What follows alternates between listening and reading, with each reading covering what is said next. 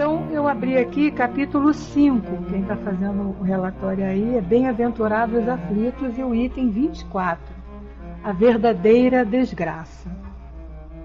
E eu não vou ler tudo não, porque é uma mensagem grandinha. Vou ler só um parágrafo aqui, que diz assim, é de Delphine de Gerardin, Paris, 1861. Diz assim: todos falam de desgraça, todos já a experimentaram e creem conhecer as suas múltiplas características. Eu venho vos dizer que quase todos se enganam e que a verdadeira desgraça não é, de forma alguma, a que os homens, isto é, os desgraçados, supõem. Eles a veem na miséria, no fogão sem fogo, no credor que ameaça, no berço vazio sem o anjo que nele sorria, nas lágrimas do fétero que se acompanha de cabeça descoberta e o coração despedaçado, na angústia da traição, no desnudamento do orgulho que queria se vestir de púrpura e que com dificuldade esconde sua nudez sobre os farrapos da vaidade. Tudo isso e muitas outras coisas assim chama-se desgraça na linguagem humana. Sim, é a desgraça que aqueles que não veem nada além do presente. A verdadeira desgraça está nas consequências de um fato, mais do que no próprio fato. Dizei-me se um acontecimento feliz para o momento, mas que tem consequências funestas, não é a realidade, mais infeliz do que aquele que inicialmente causa grande contrariedade e acaba por produzir o bem. Dizei-me se a tempestade que despedaça vossas árvores, mas que purifica o ar dissipando os miasmas insalubres que poderiam causar a morte, não é mais uma felicidade do que uma desgraça. Para se julgar um fato, é preciso, pois, ver as suas consequências. É assim que, para analisar o que é realmente bom ou mal para o homem, é preciso que nos transportemos além desta vida, porque é lá que as consequências se fazem sentir. Ora, tudo o que ele chama de desgraça, segundo sua curta visão, cessa com a vida terrena e encontra sua compensação na vida futura. Então está aí a mensagem de hoje do nosso Evangelho. Aconselho que terminem de ler a mensagem quando ela vem aqui explicando qual seria mesmo a verdadeira desgraça, né? Vamos então fazer a prece. Graças a Deus, querido e amado Mestre Jesus, aqui estamos, Senhor, mais uma vez, reunidos em Teu nome, para darmos continuidade ao estudo deste livro, Entre a Terra e o Céu, onde recebemos do nosso querido André Luiz informações, assim, importantíssimas para todos nós que aqui estamos fazendo a nossa caminhada e um dia estaremos na vida espiritual. Estudo, Senhor, que nos mostra a realidade que nos espera, o que precisamos fazer desde já para chegarmos lá e não sofrermos tantas decepções e tantas angústias. Abençoa, Senhor, o nosso trabalho. Envolva com a tua sabedoria, levando as intuições necessárias à nossa amiga Heloísa, para que ela possa fazer o estudo, Senhor, sempre de acordo com a tua vontade e a vontade de Deus, nosso Pai. E a nós que aqui estamos, que possamos aproveitar o máximo possível de tudo que nos será dito e trabalharmos a coragem e a força para praticar. Assim, em seu nome, em nome dessa espiritualidade amiga, mas acima de tudo, Senhor, em nome de Deus, nós te pedimos a permissão para iniciarmos os nossos estudos desta noite. Que assim seja, graças a Deus. Boa noite, DH10, 210, seja bem-vinda. Elô, querida, passando para você. Bom trabalho e que Jesus a abençoe. Boa noite a todos. Vocês me ouvem? Ok? Beth, obrigada, viu? Então, uma boa noite a todos. E vamos dar início, né? A gente só vai fazer, eu vou tentar, né? Fazer assim, um resumo bem resumidinho mesmo do capítulo anterior, aonde a gente lembra que Zulmira, né, caía naquele sono profundo, né, e era logo perseguida por Odila.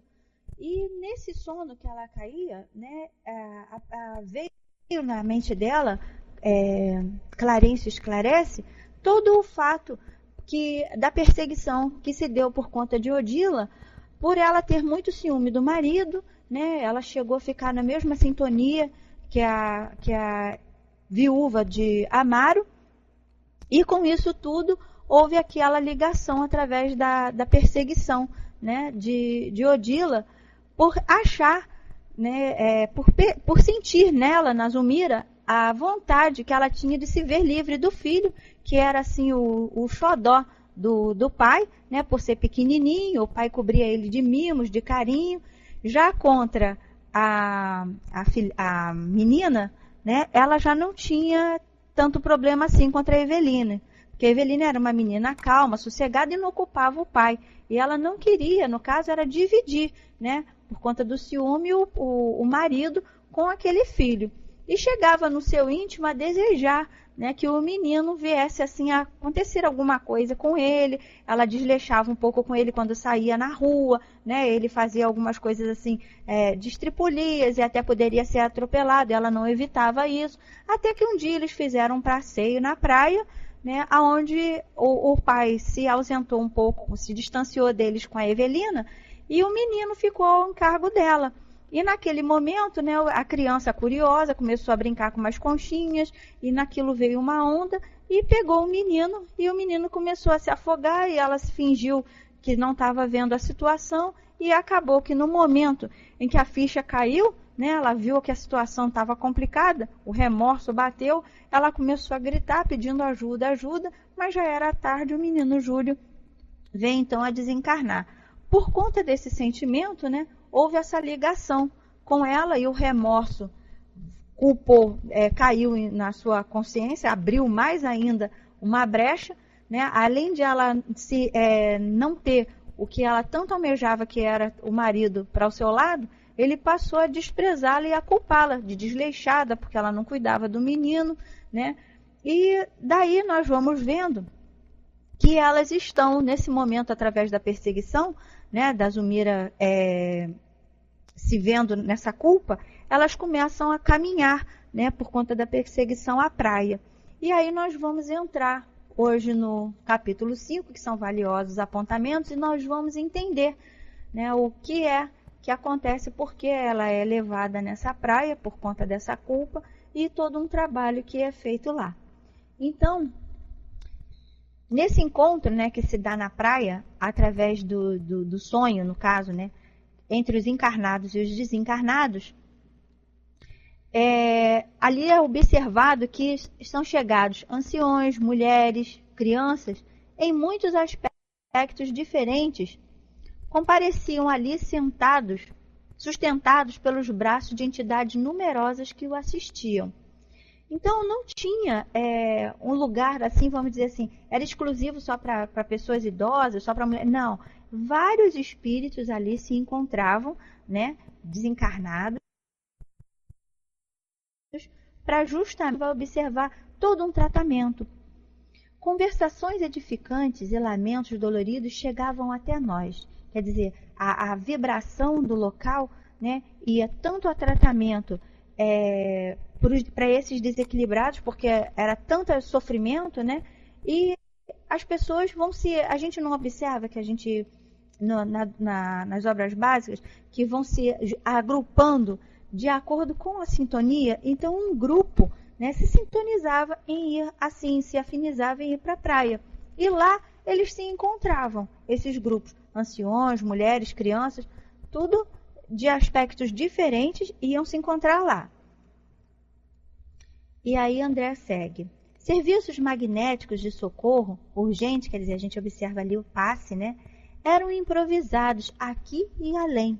E o ar, efetivamente confrontado ao que respirávamos na área da cidade, era muito diverso. Quer dizer, naquele ambiente ali do mar, né, na orla da praia, eles compararam com o ar da cidade, né, e observaram que era diferente, tinha uma vibração, uma vibração diferente. E eles continuam. Brisas refrescantes sopravam de longe, carregadores insuflando em nós delicioso bem-estar. O oceano, miraculoso reservatório de forças, elucidou Clarencio. De maneira expressiva, até aqui, muitos companheiros de nosso plano trazem os irmãos doentes, ainda ligados ao corpo da terra, de modo a receberem refazimento e repouso. Então a gente observa, né, que Clarencio vem explicando o porquê eles percebiam essas vibrações, né, que era diferente daquela ambiência da cidade, onde a gente percebe que as pessoas estão naquele corre-corre do dia a dia. Lá não, né, havia uma vibração diferente. E eles estavam ali, André Luiz e Hilário, observando toda essa movimentação que o plano espiritual tinha, né, nessa orla, na beira da praia, vamos colocar assim. E aí eles falam, enfermeiros e amigos desencarnados desvelavam-se na reconstituição das energias de seus tutelados, qual acontece na montanha arborizada, a atmosfera marinha permanece impregnada de infinitos recursos de vitalidade da natureza. Quer dizer, Clarencio está explicando o porquê dessa ambiência ser assim, tão elevada, ser um reservatório de forças, como ele colocou, né? Um reservatório de energias. Porque a gente, não sei se já aconteceu assim com vocês, a gente chegar na beira da praia, né? A gente sente aquela sensação gostosa, aquilo parece assim, você às vezes está com algum problema. Eu, quando mais nova, ia muito na beira da praia, às vezes ficava pensando no nada, aquilo ia e vinha. Quando eu saía de lá, meio quilo, vamos dizer assim, de apurrinhações na cabeça, já tinham ficado para lá, né? Nessa época nem espírita eu era, quer dizer, o trabalho da espiritualidade na beira da praia é muito grande, assim como ele está explicando aqui, como também nas montanhas. A gente já escutou das cachoeiras, das matas, não é assim? Porque tudo isso a gente vai entendendo assim, são ambientes, né, que a gente acaba usando.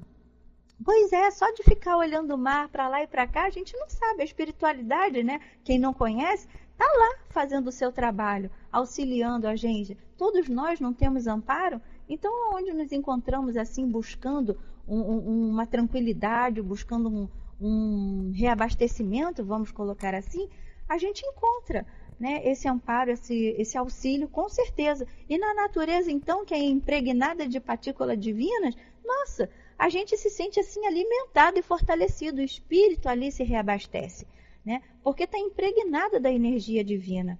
Tudo é criação de Deus, então está tudo cheio de partículas divinas. E nós ali absorvemos isso quando vamos em busca, né? Na natureza, onde a gente observa que são lugares que são preservados, são ambientes, vamos colocar assim para o nosso entendimento, que a gente às vezes, na praia, você não vai para a praia com aqueles problemas que você vai para a cidade, naquele corre-corre da cidade, naquele tumulto. Você vai para tirar um dia de lazer, um dia alegre. Então a gente observa que são lugares assim que acabam se tornando preservados, né? Não chegam com aquela, como a gente fala da psicosfera, né? Que a gente alimenta a psicosfera do planeta justamente com as nossas vibrações mentais, não é assim? E quando a gente vai para esses lugares, pois é, Lisa, a gente vai para relaxar, a gente vai em busca de se alegrar, de descansar, não é assim? A gente quer se desligar daquelas problemáticas.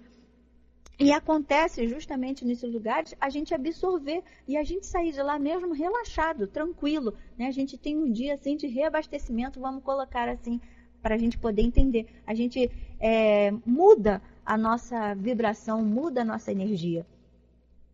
E aí, seguindo mais um pouquinho. O oxigênio sem mácula, casado às emanações do planeta, converte-se em precioso alimento de nossa organização espiritual.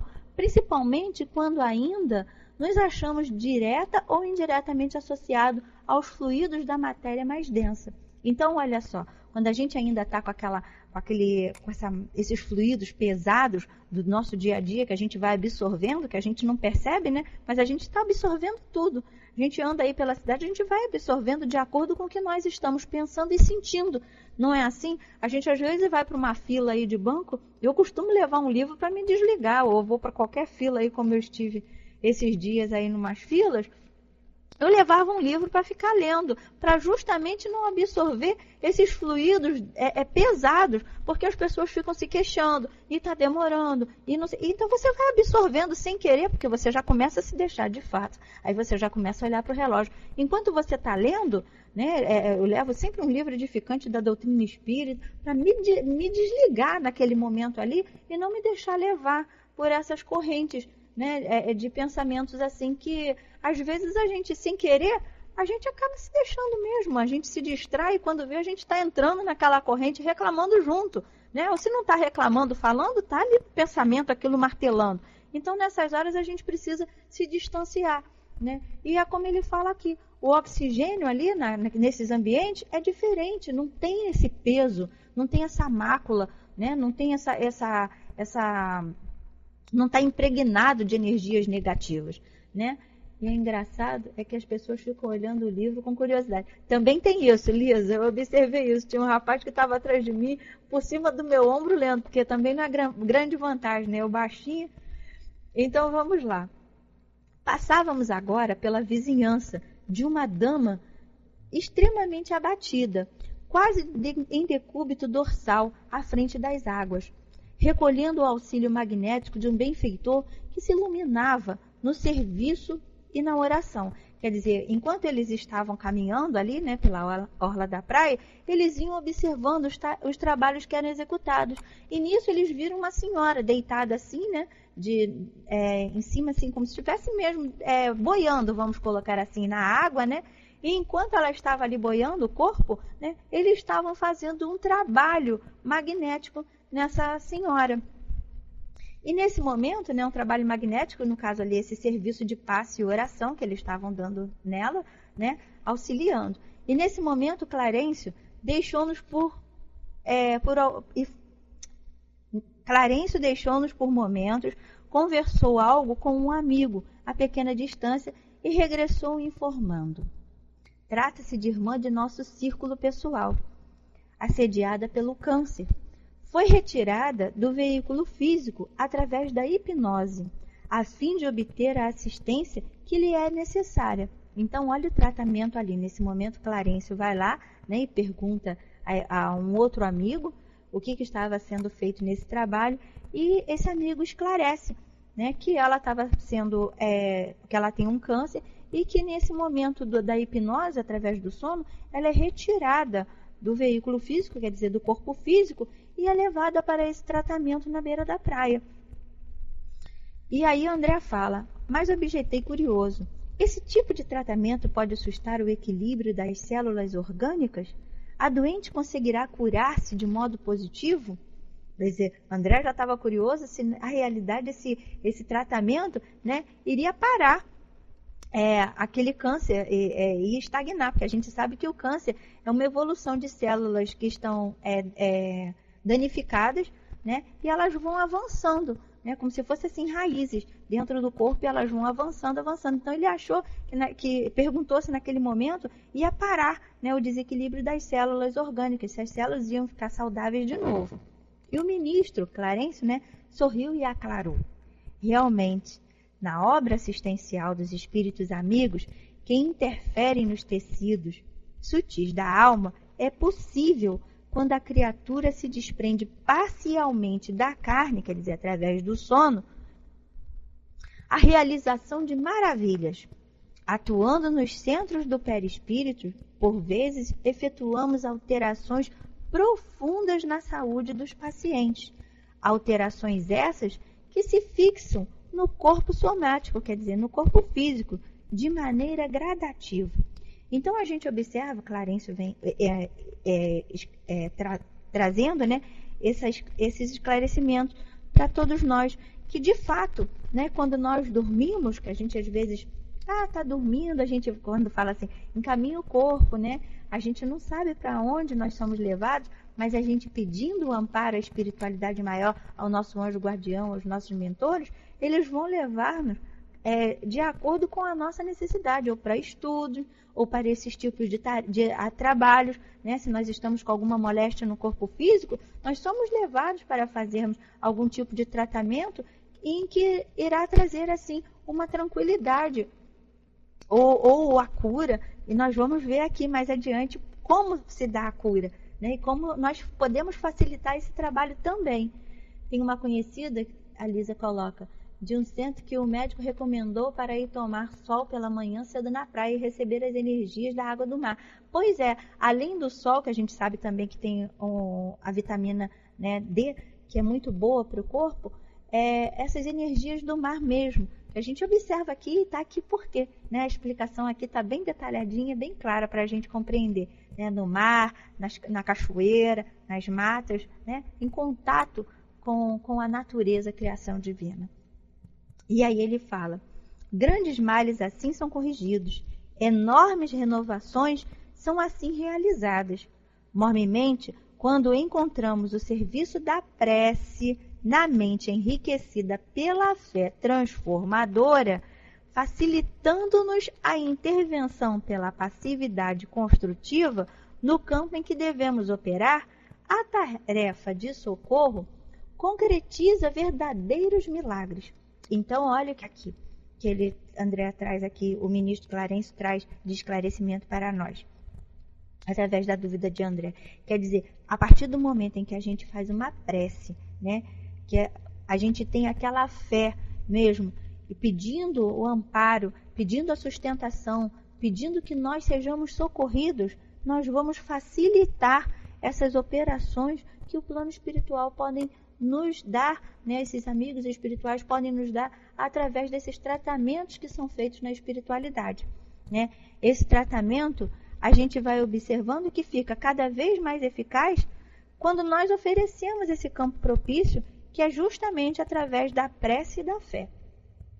Então, olha a importância, né, na hora do sono, a gente pedir esse amparo, a gente pedir com fé a esses amigos que nos auxiliem da melhor forma, que nós possamos estudar, que nós possamos receber o tratamento necessário para o nosso espírito, porque a gente vai observar aqui, deixa eu ler que aí eu vou explicar, que ele fala assim, ó, para completar, o corpo físico é mantido pelo corpo espiritual, e cujos moldes se ajustam, e desse modo a influência sobre o organismo sutil é decisiva para o envoltório de carne em que a mente se manifesta. Então, para a gente observar, a gente vê que todo tratamento que é feito no corpo espiritual, muitos de nós temos aqui alguma dificuldade no corpo físico, alguma doença, mas a gente observa que o corpo físico, a doença que se manifesta no corpo físico, ela é um resultado, tá, de um desequilíbrio, vamos dizer assim, de uma desarmonização do nosso espírito, que nós levamos muitas das vezes, né, e da nossa mente também, que nós trazemos isso porque a gente desarmoniza o corpo físico e a consequência vem para o nosso corpo físico. Para a gente poder entender melhor, tem um trecho que fala mais ou menos assim, corpo físico às vezes está são, mas a mente estando desequilibrada, quer dizer, a mente a gente sabe que é um atributo do espírito, tá? O corpo físico acaba ficando desequilibrado por conta do espírito que está desequilibrado. Mas muitas das vezes nós temos a doença no corpo carnal, no corpo físico, mas o espírito está tão sereno, está tão harmonizado, que aquela doença está lá no corpo físico, mas ela não se manifesta de uma maneira assim tão braba. E enquanto às vezes a gente não tem nenhuma moléstia no corpo material, no corpo físico, mas o nosso espírito está tão desajustado, tão desequilibrado, que a gente acaba trazendo para o corpo físico a consequência do desequilíbrio no corpo espiritual. Deu para entender, gente? Ou compliquei ou facilitou?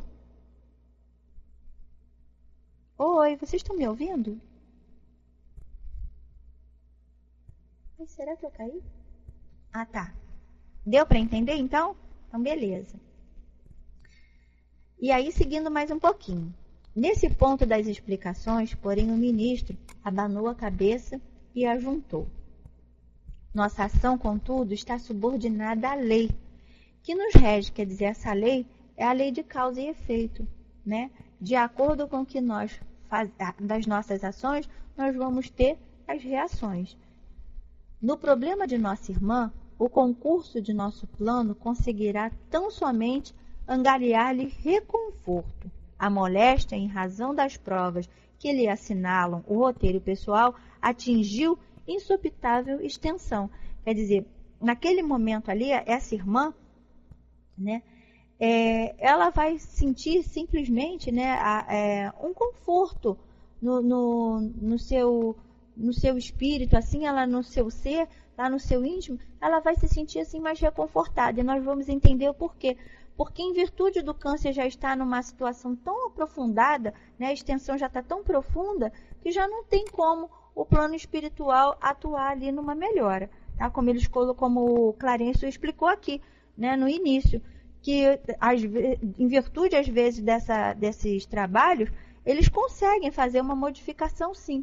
Tá? Mas, no caso dessa irmã, a gente vai observar que não é assim que vai acontecer. Não vai acontecer a cura do corpo físico, mas sim a do espírito. Pois é, vai trazer a resignação, ela vai ter a compreensão, né? Ela vai passar pela doença, mas sem estar desajustada, desequilibrada. Ela vai passar com tranquilidade pela doença, tá? Trazendo até um reconforto para a família, como a gente vai ver aqui mais à frente. E aí ele fala assim: quer dizer que ela agora apenas se habilita à morte calma? Indagou Hilário atencioso. Justamente, confirmou o orientador, quer dizer, Clarencio confirmou que ela simplesmente ali, ela só vai ter o quê? Aquela passagem clara, né? Ela vai ter o desencarne, o desenlace, calmamente, sem estar desequilibrada, sem estar desarmonizada. Com a cooperação em curso, despertará do corpo desfalecente mais serena e mais confortada. Repetindo as excursões até aqui, noite a noite, habituar-se-á com entendimento superior à ideia da partida, transmitindo aos familiares resignação e coragem para o trânsito da separação. Quer dizer, noite a noite ela está sendo levada nesse tratamento para justamente, pois é, Lisa, ela se preparar para a morte. Né? Se preparar para o desenlace, para o desencarne. Né? A palavra melhor para a gente poder esse desligamento do corpo material do corpo físico do material, vamos colocar assim, certo?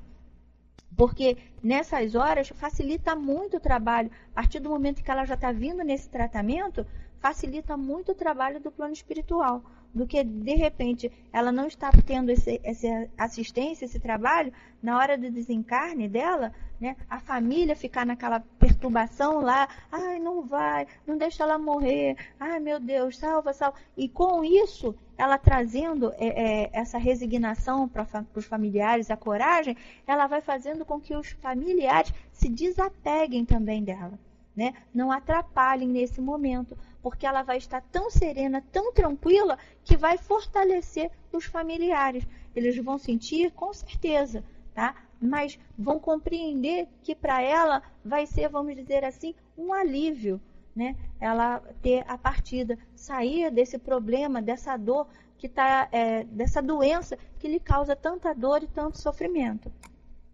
Certo? E aí, seguindo mais um pouquinho. Aprenderá a contribuir com seu esforço, no sentido de avaliar-lhes as aflições pela humildade que edificará dentro de si mesma. Pouco a pouco, desligar-se-á da carne enfermiça, acentuando a luz interior da própria consciência, a fim de separar-se do ambiente que lhe é caro, como quem encontra a morte física valiosa liberação para o serviço mais enobrecido.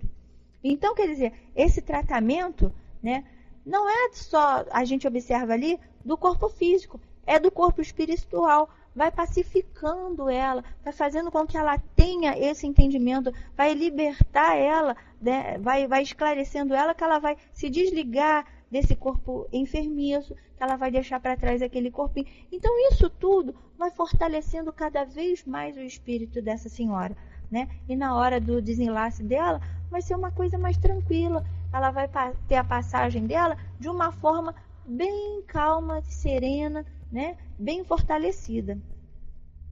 E assim, em algumas semanas, mostrar-se-á admiravelmente preparada ante o novo caminho. Eu lembrei agora aqui de uma passagem que a gente até estudou hoje. Ai, meu Deus, o nome do Espírito, meu Deus, que é complicado, eu teria que ter pego aqui em cima, mas mais ou menos para explicar para vocês. Quando há os relatos ali no livro Céu e Inferno, né, nos Espíritos Felizes, que eles vão trazendo como é essa separação, né, e na hora que eles são chamados a dar os seus relatos, muitos deles vêm falando que ficaram em pouco tempo, né, naquele processo, né, do desequilíbrio do... gente, me fugiu a palavra aqui agora. Como é que fala? Quando a gente sai do corpo físico, e isso, da perturbação, isso, Lisa, no processo de perturbação, né, ficou apenas poucas horas, vamos dizer assim, poucos dias, não ficou muito nesse estado de perturbação, justamente porque houve, vamos colocar assim, eu acho que igual, né, acredito eu, que com certeza um trabalho da espiritualidade, e assim eles passam poucos dias nesse processo de se verem espíritos, né, de se verem vivos, mas tendo a consciência que já estão libertos daquele corpo que o aprisionava, né, que fazia com que eles tanto sofressem. E num dos relatos que a gente estudou hoje, ele falava, gente, como é bom estar livre desse corpo pesado, desse corpo denso. E olha que esse espírito não estava sofrendo de nenhuma doença no corpo físico, não. Mas ele já se via feliz por estar livre dessa prisão que tanto o limitava. Como é bom estar aqui livre, né? Tendo todas aquelas percepções. Ele estava feliz por estar tendo essas percepções, que aqui nós ficamos totalmente tolhidos. Então, a visão é muito bonita quando a gente começa a observar que nós, na realidade, não somos daqui, nós somos de lá, nós só estamos aqui passando por um período de aprendizado e temos que retornar. Aí a gente não tem essa noção, né? Aí chega aqui e acha que o momento é agora, né? Que a minha vida é essa. E aí a gente fica pegado e a gente acaba se deixando levar pelas portas largas, né? E quando retornamos, ou quando estamos próximos do retorno, a gente dá um trabalho danado à espiritualidade, por conta de não ter esse conhecimento. E a doutrina espírita vem trazendo isso de forma clara. Nós não estamos aqui, tanto é que Jesus falava isso. Meu reino não é deste mundo. E também não é o nosso, né? E a gente acha que é aqui. E a gente fica pegado. Essa percepção que nós estamos apenas num estado de aprendizado, que teremos que retornar à nossa pátria, que é a pátria espiritual, a gente começa a ter esse desapego, sabe, Lisa? A gente já não fica mais apegado à matéria. A gente já começa a fazer um processo de desapego. A gente já compreende que é uma oportunidade que hoje estamos tendo com os nossos familiares, de estarmos juntos, de auxiliarmos os nossos filhos numa trajetória, marido, dentro da nossa família com irmãos, ter todo esse trabalho, né? Então isso é muito bonito e muito esclarecedor. Liberta muito. Por isso que fala...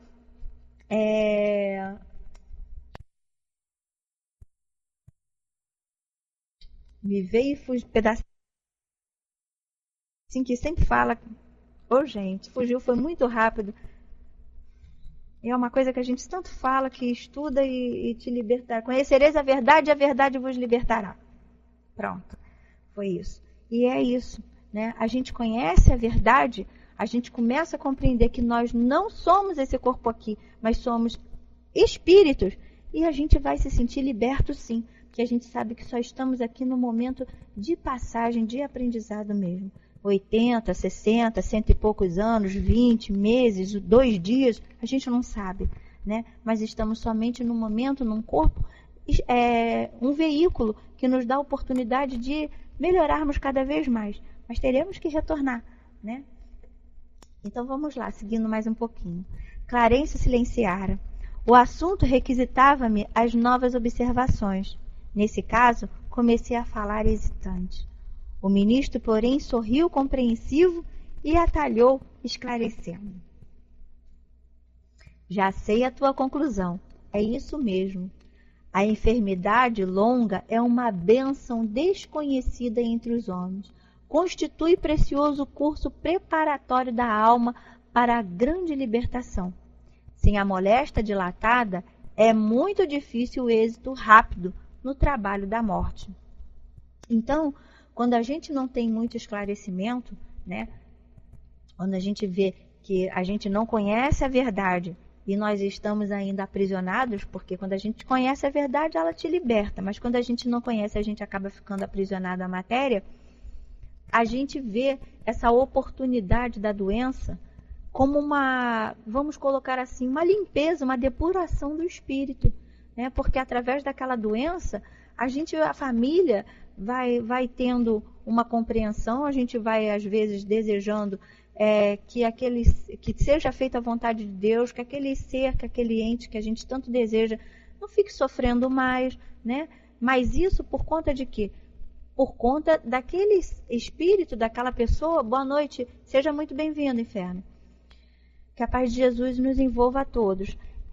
Nós possamos assim trazer, né, através da doença, a gente passa aquela questão de esclarecimento, a gente passa a compreensão, porque esse trabalho que foi feito com a espiritualidade, com essa nossa irmã, vai fazendo com que ela, cada dia que ela vai esse tratamento, ela vai se esclarecendo mais. E no momento do seu desenlace, do seu desligamento, poxa, ela já vai estar numa compreensão muito mais facilitada para ela e para esses amigos, né, desencarnados, para os amigos espirituais que estão ali fazendo esse trabalho na hora do desligamento, né? Quando passamos da teoria para a prática, é que compreendemos melhor os estudos. Pois é, Lisa, aos poucos, né, a gente vê que a gente busca. Chega uma hora que a gente já tem tanto assim entendimento, né, que já não nos cabe mais ficar só com esse entendimento. Já nos cabe colocar tudo isso que tanto buscamos em prática, né? Hoje a gente estava até falando isso. Ser espírita está sendo fácil, entre aspas, né? Mas está sendo muito mais fácil do que nos tornarmos cristãos. Porque o espírita, a gente observa que ser espírita é esforço em domar as más tendências, né? Então nós já estamos nesse caminho. Muitos de nós já fazemos aquele esforço em domar essas nossas más tendências, coisas que já tínhamos no passado, que hoje já não agimos mais. Agora, o cristão é aquela prática desse aprendizado que nós aqui estamos buscando. Aí se torna um pouco mais difícil, né? A gente vai e às vezes balança um pouquinho e tenta de novo, né? E assim vamos seguindo. Então, vamos lá. Neste instante, contudo, Zumira e Odila chegavam à praia, em sítio não longe de nós. Então, a gente observa que nesse tempo, Hilário, Clarencio e André, eles foram observando todo esse trabalho que foi feito na praia, né? E nós aqui tivemos, assim, um belo aprendizado, porque é muito gratificante a gente ver a espiritualidade, né, em toda esse amor, né, auxiliando a todos nós, e a natureza aí, nos oferecendo todas essas energias que nós, às vezes, desperdiçamos, né? A gente não sabe apreciar esses momentos, né? Às vezes, de admirar um céu, olhar essas belezas divinas que estão aí impregnadas das vibrações de Deus, do amor de Deus, né? Então, a gente tem que aprender a observar mais, absorver mais essas energias que a natureza nos oferece. Pois é, né, Lisa? A gente aprende muito. Não só o mar, né? A gente observa a natureza em si.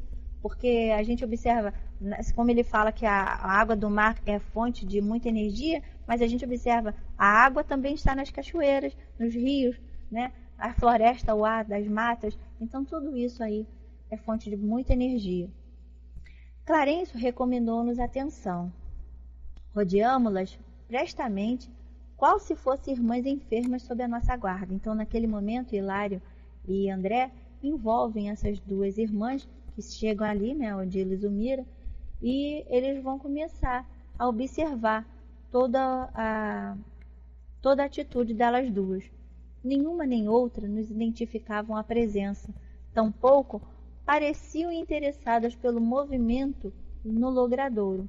Eles estavam tão perturbadas, né, e tão assim, como a gente observa, tão obscurecidas pelos seus sentimentos, que eram negativos, né, de perseguição e culpa, que eles não tinham percepção, não conseguiam absorver. E isso, a gente, agora lembrando aqui uma passagem, muitos de nós às vezes estamos assim, né? A gente às vezes está tão aprisionado aos nossos problemas, a gente está tão fechado, tão preocupado, que a gente não dá uma brecha para perceber as influências que nós temos desses nossos amigos espirituais, do nosso anjo guardião, né, do nosso mentor espiritual. Então, olha como é importante a gente estar receptivo.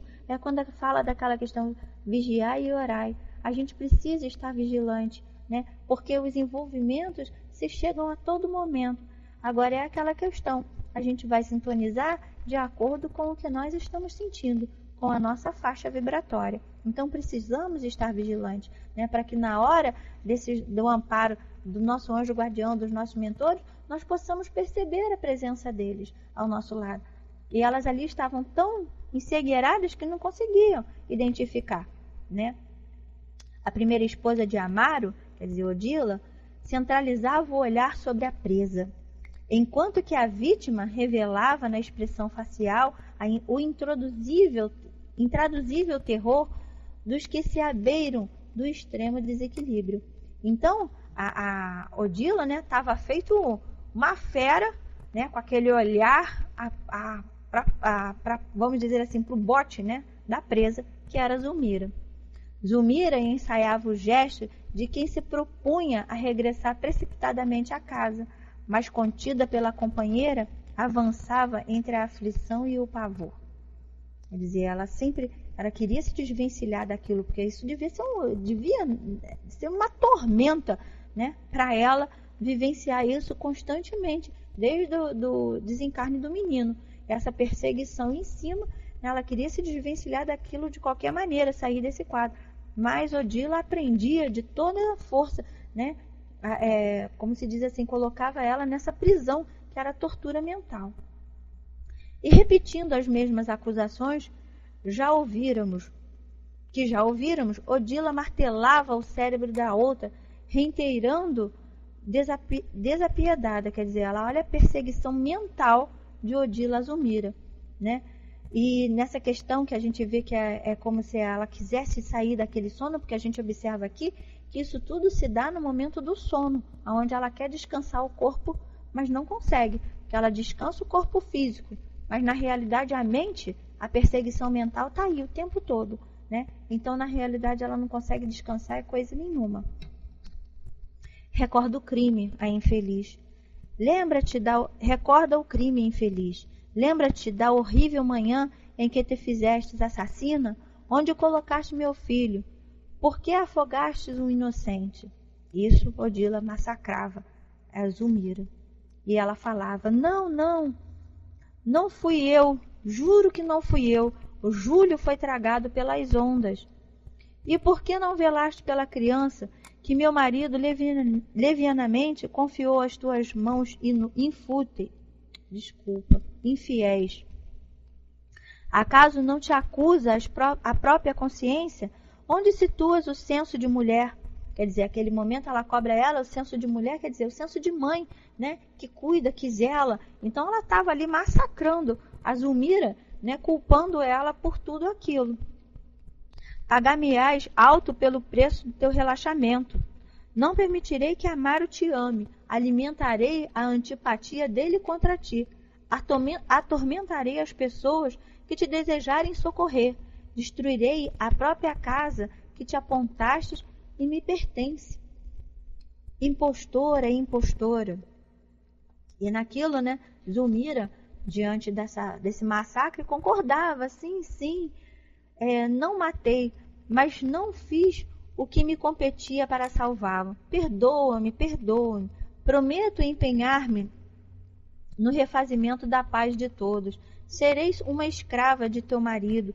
Restituí-lo-ei aos teus braços. Converter-me-ei em serva de tua filhinha, cujos passos orientarei para o bem. Mas por piedade, deixai-me viver, liberta-me, compadece-te de mim. Quer dizer, naquele momento ela jurava, né, tudo para que se pudesse ver livre de Odila, dessa perseguição, desse massacre que para ela era cruel, né? Então ela se propunha ali naquele momento qualquer coisa para que ela não vivenciasse mais todo esse tormento. E naquele momento, Odila grita ali e fala para ela, nunca, pois é, ela queria o perdão, né? Porque já bastava o peso na consciência que ela já trazia. Porque em virtude dos pensamentos que ela tinha, como nós vimos no capítulo anterior, né, ela no fundo, ela desejava que o Júlio acabasse sumindo, desaparecesse, que acontecesse alguma coisa com o menino, né, para que ela se visse livre dele. Então ela já carregava aquele peso na consciência. Ainda para completar essa perseguição mental que Odila fazia com ela, ela queria de qualquer maneira se ver livre, que Odila perdoasse, ela prometia qualquer coisa.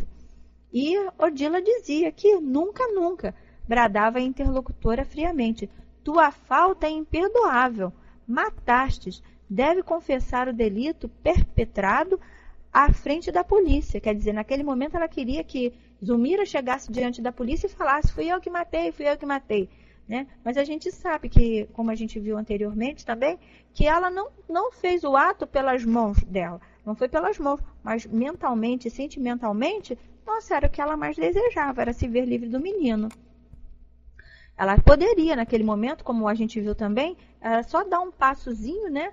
E ela conseguia salvar o menino, mas ela se fingiu, deixou assim levar para o lado e virou a cara e deixou a situação acontecer, né? Dobrar-te-ei a cerviz, serás recolhida à penitenciária para que te misture aos delinquentes de tua laia. E aí Zulmira suplicava, não, né, totalmente angustiada, né, ela pedia em comovente sentimento para que não acontecesse aquilo com ela, ela não queria ser presa. Se não aniquilaste meu filho, bradava a outra cruel, devolva aos meus braços, devolve, né, ela falava. Nesse momento, ambas se achavam à frente de determinada nesga da praia, quer dizer, já estavam assim à beira do mar. Os olhos da pobre obsediada adquiriram estranho fulgor. Foi aqui, rugiu a perseguidora rudemente. Aqui consumaste o sinistro plano de extinção de nossa felicidade. Quer dizer, elas estavam justamente naquele pedacinho onde o menino havia se afogado. Qual se fora tangida, quer dizer, tocada de secreto, segundo a mulher de Amaro, se desprendeu-se dos braços que a constrangiam e, penetrando nas águas, clamava aflita, Júlio, Júlio! Quer dizer, o desespero, né? Ela queria devolver aos braços daquela mãe e se ver livre dessa tormenta. Ela queria o corpo do menino de volta, né? Queria que o menino voltasse. Odila, no entanto, perturbada e ensandecida, pôs-se-lhe no encalço, né? E continuou perseguindo a Zulmira. A gente observa, né, a questão da cegueira, do ciúme, como a gente se deixa levar, né, nessa situação que Zulmira se colocou, né, a questão da ação e a reação. A gente é a lei, né? A gente às vezes pensa que o nosso pensamento é coisa pouca, né? E a gente vai se deixando e aquilo vai alimentando e vai crescendo, às vezes é uma coisinha de nada, né? Coisinha boba, e a gente não sabe quem está ao nosso redor. E nesse momento a gente abre aquela porta, né? A questão do banquete, como André Luiz já também tanto nos esclareceu, né? A gente oferece o banquete. E quando a gente oferece o banquete, a gente abre as portas, a gente não sabe quem vai se chegar, né? A Zulmira saberia que naquele momento em que ela tanto desejava a morte do menino, queria se ver livre daquele menino, que a mãe do outro lado estaria ali rondando, esperando, porque a gente observa, como também falou, que enquanto ela se manteve em paz, a Odila não conseguia chegar nela, né? Mas a partir do momento em que ela abriu, pronto, foi o prato, foi o banquete oferecido. Rapidinho, Odila se grudou. Ela já tinha ciúme, queria chegar de qualquer maneira, bastava só um ato errado para que ela pudesse chegar. E aí, seguindo mais um pouquinho, sentindo-lhe a aproximação, Zulmira rodou sobre os calcanhares e disparou de volta ao lar. Quer dizer, enquanto naquele momento ali, ela se soltou e começou a adentrar o mar, né? Ela conseguiu, naquele momento, retornar, como se assim, a gente, naquele despertar de um pesadelo, né? A gente às vezes quer se ver livre daquela situação, daquele pesar, né? E nesse momento ela aproveitou a oportunidade, né? E conseguiu se desvencilhar e voltar. Mas a perseguição continuou, né? Ela só conseguiu despertar daquela situação, daquele pesadelo, daquela perseguição. Mas, e seguindo mais um pouquinho, acompanhamos as duas na competição a que se entregavam sem perdê-las de vista.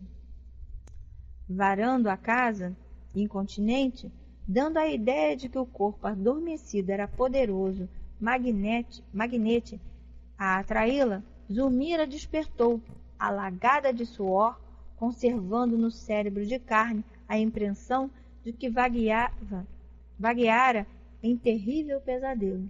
E foi, né? Quer dizer, naquele momento ali, ela entra, né? Ela desperta totalmente descontrolada, né? E aquele corpo, no momento, mesmo estando adormecido, era como um imã, né? Que a atraía. Então, Zulmira, naquele momento, despertou, né? Mas deixa estar, que ela se desperta, se vê livre daquele pesadelo, né? Mas está com aquelas impressões todinha no corpo físico, né? O suor estava ali em seu corpo, a impressão, o pavor da cena, né? Que fica na mente, isso tudo estava perseguindo, porque Odila, na realidade, continuava com a sua perseguição. E aí ela acorda desse pesadelo, tentou gritar, mas não conseguiu. Faleciam-lhe as forças. Em colapso nervoso, insopitável. Quer dizer, naquele momento, né, ela estava assim como se fosse desmaiar, né, perdendo as forças e os sentidos. A dispneia castigava com violência, enquanto as coronárias se mostravam entumecidas, quer dizer, estava com uma tremenda falta de ar, com muita falta de ar, né? As veias estavam alteradas, né? Inchadas, e aquela situação a sufocando, né? Fazendo com que ela tivesse ali mesmo a ponto de a desfalecer, vamos dizer assim. Clarencio, nesse momento, aproximou-se e aplicou-lhe fluidos salutares e repousantes. Quer dizer, por mais que ela tivesse despertado daquele pesadelo, as sensações vieram todas para o corpo físico, né? E nesse momento, Clarencio ali dá aquele passe, né, para justamente esses fluidos benéficos que pudessem naquele momento higienizar, né, aquelas impressões negativas que ela, no caso, absorveu, né, durante o sono. Então, para que ela pudesse ali naquele momento, né, se sentir assim, vamos dizer, mais refeita, né, e que ela pudesse ali naquele momento também descansar um pouco, ter a tranquilidade de um sono. Que a gente observa que quando fala assim, a gente dorme tranquilo, os sonos dos justos, né, que é um sono tranquilo, justo por quê? Porque tem a consciência tranquila das suas atitudes, dos seus pensamentos, né, do que está fazendo, das suas ações. Agora, e tem o sono, né, que é esse sono aí totalmente desequilibrado, que é essa perseguição, né, que se dá através desse pesadelo que ela está vivenciando, que nada mais é do que uma perseguição espiritual que ela própria se colocou, porque na realidade, no seu fundo, ela tem a culpa, né? E também tem aquele momento que é aquela questão, ela não foi uma assassina direta, dessa criança, mas foi indireta, porque ela desejou. Ela desejou que ele não estivesse mais ali, que ela pudesse desfrutar do amor do marido dela, né, somente com ela. A menina não prejudicava em nada, era quietinha, ela não tinha nada contra, mas o garoto não, roubava-lhe o tempo, né? O pai se desvelava com ela e ela acabou trazendo toda essa complicação, né, para o seu ser e para sua mente. Acalmou-se-lhe o coração.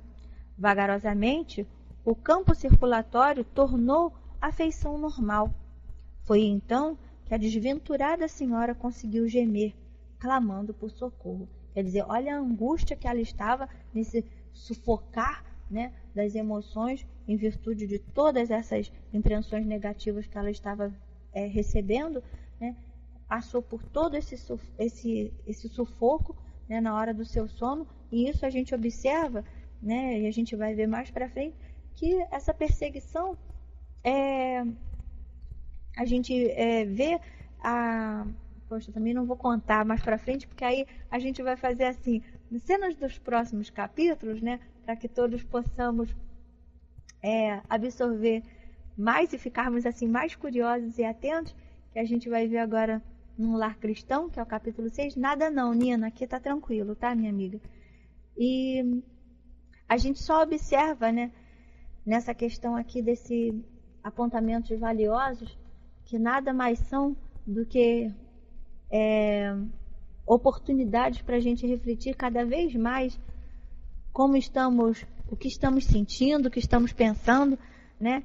E ficarmos vigilantes, sempre muito vigilantes, e para que não nos deixemos ser presas fáceis, né, gente? Que a gente sabe, como a gente viu no Livro dos Espíritos, que nós somos mais influenciados do que nós imaginamos. Então, quando a gente tiver algum tipo de pensamento, que a gente percebe aquela, como fala, aquela corrente do mal, que a gente espante ele assim do nosso psique, né, e do nosso coração, para que não nos deixemos ser levados por essa teia que nós mesmos construímos, porque na realidade Zulmira construiu a teia onde ela mesma está se embolando, né, por conta dos sentimentos do ciúme, né, do egoísmo que ela tinha, e se deixou levar por tudo que ela está passando agora. Então, a gente vê que a pessoa, às vezes, está passando por uma situação, ninguém passa por uma situação inocentemente, né? Alguma consequência tem. Deus não castiga ninguém, né? Quem nos castiga somos nós mesmos. Nós mesmos nos colocamos, nós mesmos nos enredamos nas teias que nós mesmos construímos. Então, que nós possamos ficar vigilantes, né, para que não nos deixemos levar por sentimentos, às vezes, inferiores, pensamentos inferiores, e não criemos para nós situações mais embaraçosas, né, que nós possamos ter um caminhar mais tranquilo, mais harmonioso, e que também, né, nós possamos dar um pouco menos de trabalho a essa espiritualidade, porque a gente observa como esses nossos amigos trabalham, como eles velam por nós, como estão a nos amparar e a nos sustentar. Então, que nós possamos, através agora, já estamos chegando no finalzinho, né? E daqui a pouco a gente vai descansar o nosso corpinho físico, a gente lembrar sempre desse nosso mentor, do nosso anjo guardião, né? Dos mentores que nos envolvem, para que nesses momentos nós possamos receber o tratamento necessário ao nosso espírito e que ele possa, assim, refletir de maneira melhor ao nosso corpo físico, mas também que nós possamos estudar, que nós possamos nos esclarecer. Isso é muito importante, né? A gente sempre lembrar, fazer aquela prece com fé, confiando nesse amparo sempre, né? E facilitando cada vez mais o trabalho dessa espiritualidade amiga que tanto nos envolve. Gente, eu agradeço a todos vocês pela oportunidade. Espero que tenha conseguido passar de maneira clara a todos vocês a lição de hoje. Agradeço muito a paciência, a oportunidade, Beth, de estar aqui. E a Lisa, então, que vai fazer a prece? Ok, minha amiga, passando para vocês. Muito obrigada, a gente agradece sempre a Deus, a Jesus, pela oportunidade de ser um instrumento de trabalho, sempre no bem. Passando para você, minha amiga. Oi, gente, boa noite, o som tá ok? BH, nós ficamos felizes por poder estar me ajudando, né, Beth? É um estudo ótimo, maravilhoso. E nós também aprendemos, viu? Então, se tem retorno, então é melhor ainda, porque a nossa finalidade é essa, né? Um auxiliar o outro nessa caminhada, através dos ensinos, dos estudos, aqui dessa troca de ideias, troca de informações e desses esclarecimentos que a espiritualidade nos enviou através de André Luiz e que nos fortalece cada vez mais, né? E essa questão do ciúme é muito interessante. Quando a gente vê... Boa noite, Jota Francis, meu amigo. Estamos no finalzinho. Chegou na hora da prece. Quando eu estava na instituição conversando com o senhor, a esposa dele é muito ciumenta. E você falando o tema, né? Aborda sempre o ciúme. Então ele disse que quando ele começou a ir para a doutrina, ele chegava, saía de casa para o centro, dizia ela que ia para o centro. Aí chegava e ficava lá sentadinho assistindo a reunião. Ele disse que quando terminava a palestra que ele virava para trás, estava ela sentada na cadeira atrás dele. Aí ele dizia, você está aqui? Aí ela dizia, vim olhar seus pés. Aí ele dizia, meus pés estão aqui. Aí eu disse, nossa! Aí ele pegou e disse, um dia foram à praia que ela queria comer um peixe. Aí, vamos à praia comer o peixe. Quando chegou à praia, e estavam lá sentados no barzinho, e tinha uma moça tomando sol na frente deles. O pessoal fica, né, se bronzeando, aquela coisa toda, com os biquínis de hoje são bem mínimos, né, e tal. Ela ficou com tanto ciúme da moça. Agora, só que a moça não estava se enxerindo para ele, né? Ele falando o relato, ele disse que ela levantou-se, pegou um bocado de areia, jogou em cima da moça. Eu disse, meu Deus, ele fez, olha, foi uma loucura. Eu chamei o garçom, paguei a conta e vim embora, saí arrastando ela. Vê quando o ciúme descontrola as pessoas. E olha, isso são coisas, né?